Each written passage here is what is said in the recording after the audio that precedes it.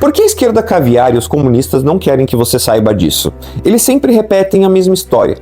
Que o capitalismo ele cria cartel, que ele cria monopólio, que o Estado acaba sendo dominado por bilionários e que a liberdade econômica é só um disfarce para você dar o poder para os ricos. E se eu te disser que existe uma escola de pensamento que destrói esse discurso pela raiz? Ele mostra que é possível você ter liberdade, prosperidade e justiça, tudo ao mesmo tempo.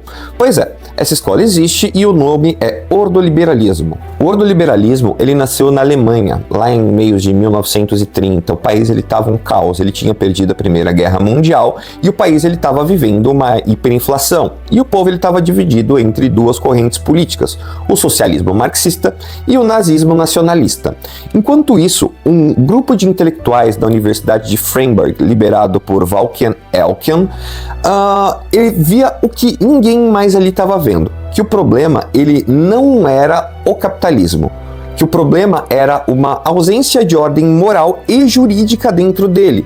Então eles se perguntaram, e como que eu mantenho uma liberdade econômica sem permitir que os poderosos capturem o Estado?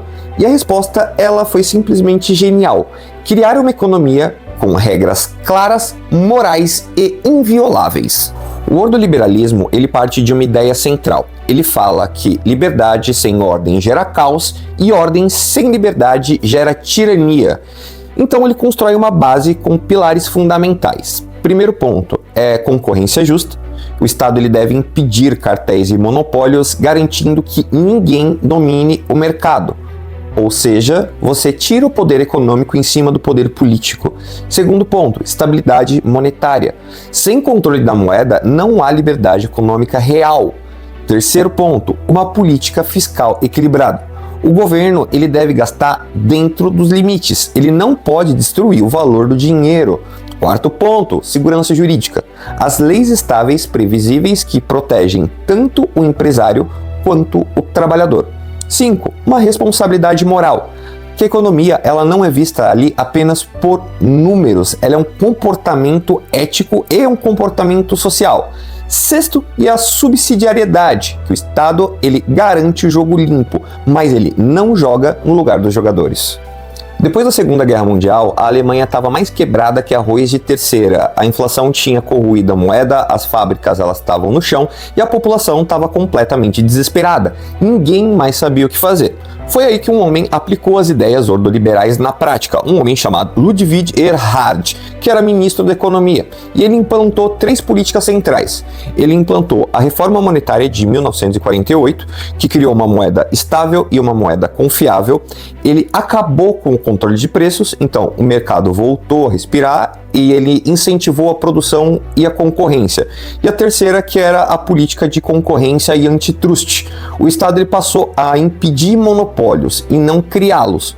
E o resultado disso foi chamado de milagre econômico alemão. Em menos de 15 anos, a Alemanha Ocidental ela saiu de uma Alemanha de fome para a terceira maior economia mundial. O desemprego despencou e os salários reais aumentaram, junto com a produtividade alemã. O ordoliberalismo ele inspirou toda a base social de mercado e é o modelo que inspira a Europa até hoje. Ele provou que dá para unir um mercado livre com proteção social e liberdade e responsabilidade. Diferente do liberalismo clássico, que dizia que deixa o mercado livre e ponto, o ordoliberalismo ele dizia que sem uma estrutura moral e jurídica, o mercado ele vira um monstro. E foi essa visão que foi inspirada em países na Alemanha, como eu disse, na Suíça, na Áustria, influenciou reformas em toda a União Europeia, todos com alta liberdade econômica e altíssimo bem-estar social. E por que a esquerda e os comunistas odiariam que você soubesse disso? Porque a crítica comunista ela sempre foi a mesma.